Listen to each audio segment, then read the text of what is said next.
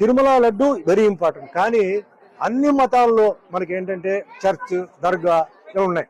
అక్కడ అన్ని చోట్ల కూడా ఏంటంటే ప్రసాదాలు ఇవన్నీ చేసుకుంటారు.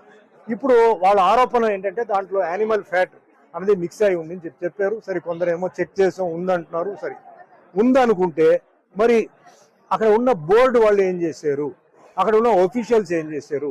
మరి ఇది ప్రాసెసింగ్ లో అదన్నీ చెక్కింగ్ ఉంటుందని విన్నాను. అంటే ట్యాంకర్ రాగానే చెక్కింగ్ ఉంది. మరి ట్యాంకర్ నుంచి ఎట్లా పాస్ అయింది? కాబట్టి ఇది చాలా జాగ్రత్తగా పరిశీలించి ఎవరైతే తప్పు చేస్తారో వాళ్ళని కఠినంగా శిక్షించాలి. ఎందుకంటే అనుమానం ఒకసారి వచ్చిన తర్వాత అది అందరి మీద పోతుంది. వాళ్ళు చేశారో లేదో, ఒక ఆఫీస్ లో ఒకటి తప్పు చేస్తే అందరికీ చెడ్డ పేరు వస్తుంది. అది తప్పదు, అది జరగకూడదు. ముఖ్యంగా ఏంటంటే ఇలాంటి భక్తి విషయంలో, దేవుడి విషయం ఏదైనా సరే, నేను చెప్పేది ముస్లిం అయినా, క్రిస్టియన్ అయినా, జైన్ అయినా, ఏదైనా దేవుడు ప్రసాదం వచ్చి అలా చేయడం చాలా మహాపాపం. అందులో వెంకటేశ్వర స్వామి పాత్ర నేను చేశాను. తిరుమలకు ఈరోజు ఏంటంటే భారతదేశం, ప్రపంచం నుంచి వస్తున్నారు. లడ్డు అంటే అంత ఒక సెంటిమెంట్. ఆ లడ్డు ఎన్నో ఊరికి కొరియర్లు వెళ్తుంది. ఆ లడ్డు అంటే ఒక అది అంటే తింటేనే ఏదో ఆరోగ్యం బాగాలేకపోతే మాకు ఆ లడ్డు తినేసిన తర్వాత మాకు బాగుంది అంటే అంత సెంటిమెంట్ ఉన్న ఒక లడ్డుని అలా చేసే వాళ్ళని వదలకూడదు.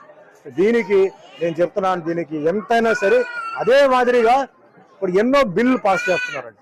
పార్లమెంట్లో ఎన్నో బిల్లు పాస్ చేస్తున్నారు. నేనేం చెప్తానంటే మన భారతదేశంలో ఎన్నో మతాలు ఉన్నాయి. అంటే హిందూ, ముస్లిం, క్రిస్టియన్, సిక్, పార్సీ, జైన్, బుద్ధిస్ట్ ఉంది. మరి ఈ మతాలని ఈ విధంగా అన్యాయం చేయకుండా కాపాడడానికి ఒక బిల్లు పాస్ చేయండి. ఇలాంటి విషయాలు ఎవడైతే తప్పు చేసాడో వేయండి లోపల 2 సంవత్సరాలకి. అది ఎంతో మంది మనోభావాన్ని అది ఇబ్బంది పెడుతుంది, కష్టపడుతుంది. ఎంతో భక్తితో వాళ్ళు ఆ దేవుడి దగ్గర వచ్చి వాళ్ళు ప్రార్థన చేసి ఒక నమ్మకంతో వాళ్ళు ఆ ప్రసాదం తీసుకున్నప్పుడు ఇలా విన్నారంటే అది ఎంత పెద్ద తప్పండి, పెద్ద నేరం. అది టెర్రరిస్ట్ కన్నా చాలా పెద్ద తప్పది. కాబట్టి ఇది కఠినంగా ఇది చేయాలి, కానీ జాగ్రత్తగా చేయాలి. ఎవరు తప్పు చేశారో వాళ్ళు పట్టుకోవాలి. దీంతో పాటు ఎవరు దాంట్లో తక్కువ ఉన్నారో వాళ్ళని కూడా వదలకుండా ఎందుకంటే ఒక టీటీడీ బోర్డు ఉంది, ఆఫీషియల్స్ ఉన్నారు, చెక్కింగ్ ఇన్స్పెక్టర్ ఉన్నారు. ఇంత ఉన్నప్పుడు ఎలా జరిగింది? సో ఖచ్చితంగా దీనికి ఏ లెవెల్ అయినా సరే సీఎం చంద్రబాబు నాయుడు గారు, డిప్యూటీ సీఎం పవన్ కళ్యాణ్ గారు ఇది వదలకూడదు.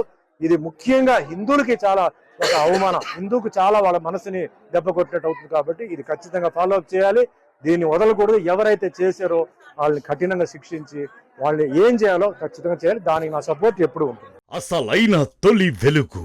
ఫాలో వాట్సాప్ @తొలి వెలుగు official.